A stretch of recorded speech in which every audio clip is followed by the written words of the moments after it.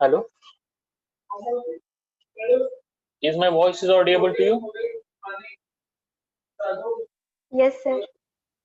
Okay, I will explain how to measure horizontal angle once again. Okay, तर सगळ्यात पहिल्यांदा काय करायचं, आपल्याला इन्स्ट्रुमेंट घ्यायचं. इन्स्ट्रुमेंट घेऊन जाऊन आपण ओ ओ जे स्टेशन आहे, आता तुम्हाला फिगर तर दिसते इथं जाऊन, ठीक आहे. तर ओ जे स्टेशन आहे त्याच्यावर जाणार, सेंटरिंग करणार, लेवलिंग करणार, पॅरलेक्स वगैरे सगळं रिमूव्ह करणार, ठीक आहे. त्याच्यानंतर जे इन्स्ट्रुमेंट असतं तर ते आपल्याला 0-0 अँगलला फिक्स करायचं असतं, ठीक आहे. तर 0-0 अँगलला फिक्स करायला काय करणार, आता रिडिंग घेताना दोन टाईपचे रिडिंग आहेत, एक तर फेस लेफ्ट आणि फेस राईट. जे व्हर्टिकल सर्कल आहे ना, ते लेफ्ट साईड असेल तर फेस लेफ्ट आणि राईटला असेल तर फेस राईट, असे दोन सेट मध्ये घेत जातो. तर तुम्ही पहिल्यांदा फक्त लक्षात घ्या की फेस लेफ्ट आपण घेतोय समजा, तर इन्स्ट्रुमेंट आपण ओव्हर फिक्स केलं, फेस लेफ्ट पोझिशन घेतली आपण त्या इन्स्ट्रुमेंट, म्हणजे जस्ट व्हर्टिकल सर्कल लेफ्टला घेतलं. ओके, त्यानंतर काय करायचं, सगळ्यात पहिल्यांदा आपल्याला आपल्या 0 डिग्रीला आपल्याला इन्स्ट्रुमेंट सेट करायचे.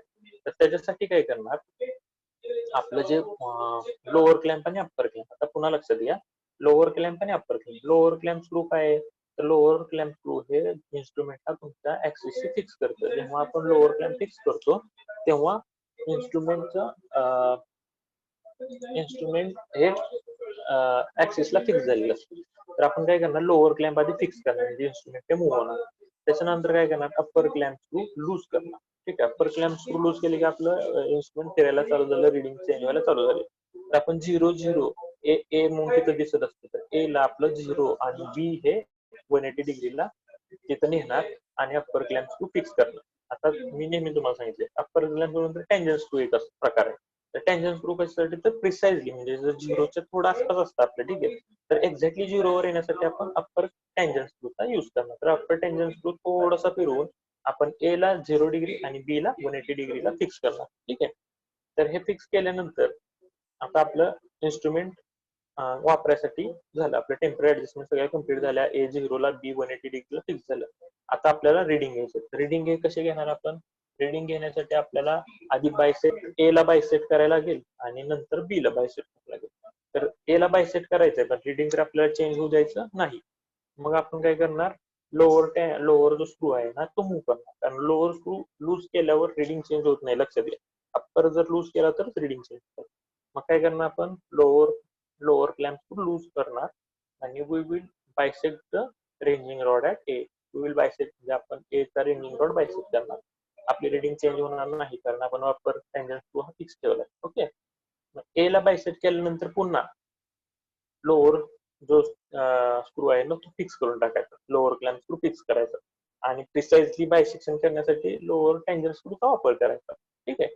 आता आपलं एक्झॅक्टली ए हा पॉईंट फिक्स झालेला आहे. आता आपल्याला बी ला बायसेट करायचं आहे, so that we get the angle. Okay, angle A B आपल्याला मिळेल बी ला बायसेट केलं. आता आपल्याला अँगल तर आला पाहिजे, ठीक आहे. त्यासाठी आपलं काय केलं पाहिजे, अँगल आला पाहिजे म्हणजे आपल्याला पुन्हा काय आलं, अप्पर टेंजन, अप्पर जो स्क्रू आहे अप्पर क्लॅम्प स्क्रू तोच आपल्याला लूज करायला लागणार, कारण लोअर जर लूज केला तर रिडिंग चेंज होणार नाही, आपल्याला रिडिंग घ्यायची. म्हणून काय केलं, लोअरला फिक्सच ठेवला आणि अप्पर जो स्क्रू आहे अप्पर क्लॅम्प स्क्रू तो लूज केला. अप्पर क्लॅम्प स्क्रू लूज केल्यानंतर आपलं टेलिस्कोप रिव्हॉल्व करायला आपण चालू केलं. आपलं टेलिस्कोप रिव्हॉल्व केला, रेंजिंग रॉड ऍट बी आपण बायसेट केला आणि अप्पर जो क्लॅम्प तो फिक्स केला, ठीक आहे. जेव्हा आपण बायसेक्शन करतो तेव्हा आपलं प्रिसाइजली होत नाही. मग पुन्हा मी नेहमी सांगितल्याप्रमाणे प्रिसाइजली बायसेक्शन करायसाठी आपण काय करणार, तर अप्पर टेंजन स्क्रूचा उपयोग करणार. अप्पर टेंजन स्क्रूने बायसेट केलेला जो बी आहे ना तो एक्झॅक्टली बायसेट करणार, ठीक आहे. म्हणजे टेंजन स्क्रूचं काहीच काम नाही, टेंजन स्क्रू फक्त प्रिसाइजली नॉमिनल मुवमेंट देतो, ठीक आहे. टेंजन स्क्रूनी अप्पर टेंजन स्क्रूनी आपण बी ला बायसेट केला, ठीक आहे. आता आपल्याला जे रिडिंग दिसत आहेत, रिडिंग आपले जे दोन हे आहेत ए आणि बी वन आहेत त्याच्यावरून आपण रिडिंग घेणार डायरेक्टली. हे रिडिंग झाले आपले ए वरचे रिडिंग आणि बी वरचे रिडिंग घेणार, ठीक आहे.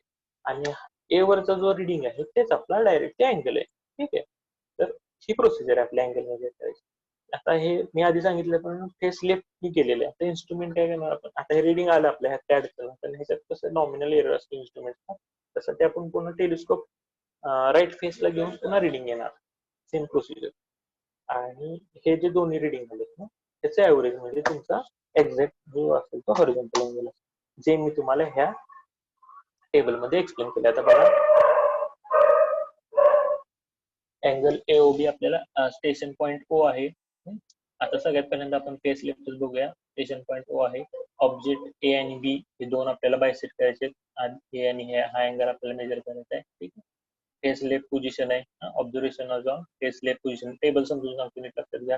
रीडिंग चालू करायच्या आधी ए वर 0 आणि बी वर 180 डिग्री. माझं कर्सर कुठे आहे ते बघा, म्हणजे लक्षात घ्या. ए 0 बी 180 डिग्री. ठीक आहे. आणि आता आपण रीडिंग घेतल्या म्हणजे आपण ए वरून बी वर बायसेक्ट केलं, त्यानंतर काही रीडिंग येतात. ए वर पण रीडिंग काहीतरी येणार ना, तर ती आली 30 डिग्री 20 मिनिट अँड 26 सेकंड. आणि बी वर पण काहीतरी रीडिंग आहे, ती केलेली 210 डिग्री 20 मिनिट अँड 40 सेकंड. त्या रीडिंग आलं. ठीक आहे, जे आपण इथे लिहिलं टेबलमध्ये.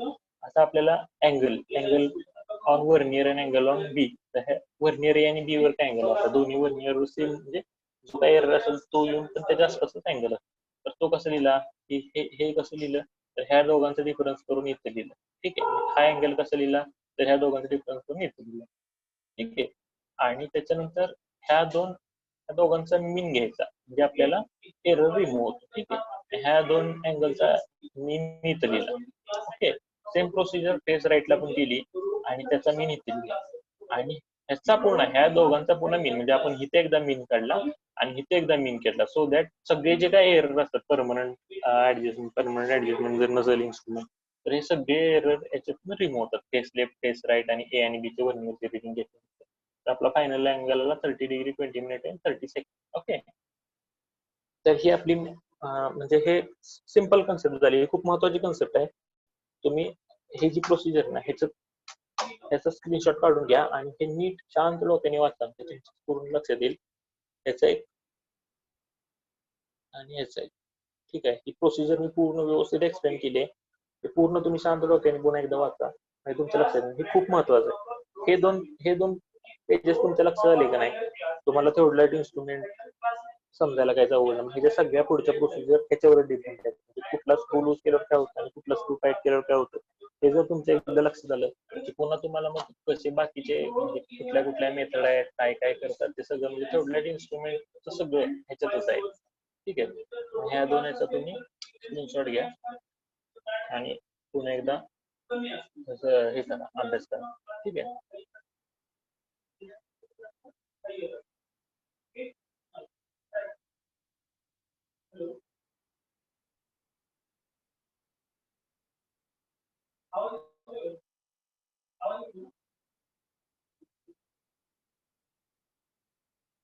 नाव आता हे हॉरिझॉन्टल अँगल मेजर करायचे पुन्हा दोन मेथड आहेत. ठीक आहे. आता हे सिम्पली तुम्हाला सांगितली हॉरिझॉन्टल अँगल कसं मेजर करायचा. There are two methods of the measuring of the horizontal angle. Two methods कुठल्या, रिपिटेशन मेथड आणि रिइटरेशन मेथड, अशा दोन method. There are two methods of measuring the horizontal angle. Repetition, one is repetition method, another is reiteration method. या दोन method आहेत. तर त्या मी तुम्हाला एक्सप्लेन करून सांगणार आहे.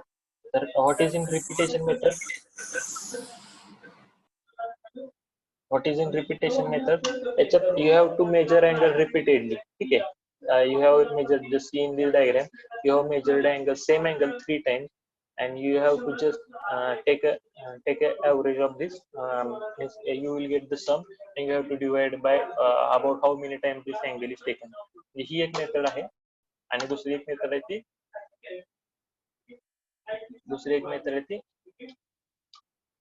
ही एक मेथड आहे. ठीक आहे. Reiteration method. ओके. तर now we will go for the repetition method. Okay. Repetition म्हणजे आपण रिपीटेडली तोच अँगल 3 वेळा मेजर करणार, ऍड करत जाणार फक्त 0 ते 30 डिग्री. तर 30 डिग्रीचं रिडिंग हाय असं ठेवणार, पुन्हा त्यात ते हाय असं अँगल मेजर करणार, मग ते अजून 30 ऍड होणार, म्हणजे 60 होणार. पुन्हा 60 ला हाय असं ए ला 60 ला तसंच ठेवणार आणि त्यात पुन्हा तो अँगल मेजर करणार, तो अजून एकदा ऍड होणार. किती वेळा तुम्ही ऍड केला तेवढ्या डिवाइड केला की तुमचा बाय डिफॉल्ट अँगल येणार. काय आलं, in this method, repetition method मध्ये, in this method the angle is added a number of times. ठीक आहे. नंबर ऑफ टाइम्स तुम्ही अँगल ऍड करत जाणार. तर total is divided by the number of reading, म्हणजे टोटल येईल ना त्याला किती वेळा रिडिंग घेतले त्याने डिवाइड करा. ठीक आहे. The angle should be measured clockwise in a face left and face right position. ठीक आहे. अँगल तुम्ही नेहमी क्लॉकवाइज मेजर करणार, फेस लेफ्ट आणि फेस राईट ह्या दोन्ही पोझिशन मध्ये आपण रिडिंग. ओके. एरर जाण्यासाठी. The final reading of the first observation will be the initial reading of the second observation. सगळ्यात महत्वाचं काय, हे फर्स्ट ऑब्झर्वेशन, हे सेकंड, हे थर्ड. फर्स्ट ऑब्झर्वेशन मध्ये काय झालं, पहिल्यांदा 0 होता आणि काय झाला 30 डिग्री झाला. आता दुसरं रिडिंग घेताना 30 डिग्री फर्स्ट रिडिंग असणार. ओके, म्हणजे सेकंड ऑब्झर्वेशन मध्ये जे फर्स्ट ऑब्झर्वेशनचं 30 डिग्री हे सेकंड ऑब्झर्वेशन साठी स्टार्टला असणार. मग हे 60 झालं. 60 पुन्हा हाय असं ठेवून पुन्हा 60 प्लस हे केलं, म्हणजे काय झालं, the final reading of the first observation will be the initial reading of the second observation and so on. म्हणजे ही प्रोसिजर आपण कंटिन्युअसली फॉलो करतो. ओके.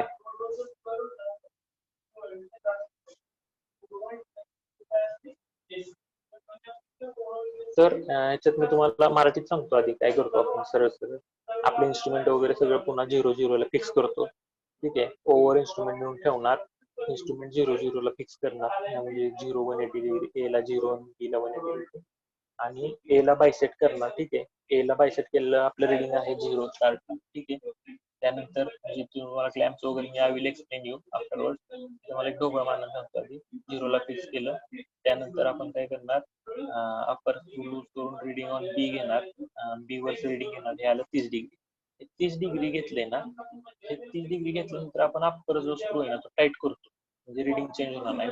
लोअरला लूज करतो, लोअर लूज केल्यावर काय होतं, रिडिंग कधी चेंज होत नसते. ठीक आहे, मग फक्त अप्पर हा असा टाईट केला म्हणजे रिडिंग 30 ला फिक्स झाली, आणि लोअर क्लॅम्प स्क्रू लूज केला, तर लोअर स्क्रू लूज केला की रिडिंग काही चेंज होणार नाही. मग पुन्हा हा टेलिस्कोप जो आहे ना आपला, टेलिस्कोप असा फिरवून पुन्हा ए ला पुन्हा बायसेट करा, म्हणजे काय झालं 30 डिग्री रिडिंग पुन्हा इथं आलं, म्हणजे रिडिंग काही चेंज झालेलं नाही.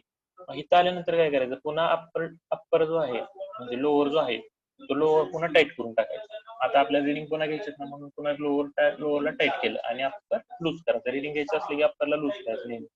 अप्परला लूज केलं आणि पुन्हा बी ला बायसेट केला. ठीक आहे, रिडिंग पुन्हा ऍड होत जाणार. इथं आला तुमचा 60 झाला, 60 झाल्यानंतर तुम्ही काय करणार, पुन्हा अप्पर टाईट करणार, रिडिंग वगैरे घेणार सगळं.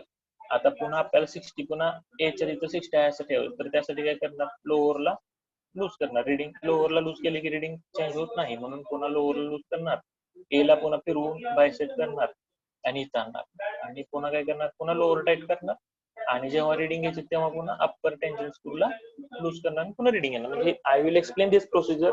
I have just thoroughly given you idea what is behind the repetition. म्हणजे जो फर्स्ट सेटचा जो रिडिंग आहे तोच टाइम ठेवायचा, सेकंडच्या इनिशियलला, सेकंडचा रिडिंगचा शेवटचा जो रिडिंग आहे ते थर्डच्या इनिशियलला ठेवायचा, ही ह्यातली कन्सेप्ट आहे. आता हे कसं करायचं, I will explain you okay in next lecture. Okay. Are you getting how to measure the horizontal angle? I have explained two times. Now, repetition, reiteration method, and how to measure vertical angle, I will explain in next lecture. Just go through these what I have taught you today, so that म्हणजे पुढच्या लेक्चरला तुम्हाला सगळं सोपं जाईल. आजचं जे lecture मधलं जे मेजर करायचं होतं ना हॉरिझॉन्टल अँगल, ते खूप महत्वाचं आहे. ते एकदा तुमच्या लक्षात आलं की पुढच्या वेळेस काय तुम्हाला अडचण येणार नाही. Okay.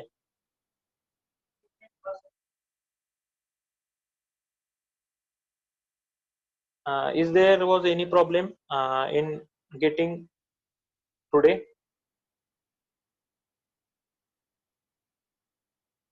Hello.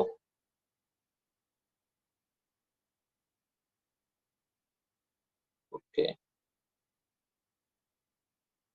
Only 20 or 22 students are there in the lecture. I have to notice this because many of the students are not present to the lecture. I have to notice this to the HOD, as there are may I think there are 100 or something students should be there. Okay, so note that if जर कमी मुलं असतील next लेक्चरला तर मला एचओडींना हे कळवावं लागेल. ठीक आहे, कारण 20 मुलं लेक्चरला अटेंड करतात. ठीक आहे, यांची प्रेझेंटी नोट केली जाते डेली. ठीक आहे, चालेल.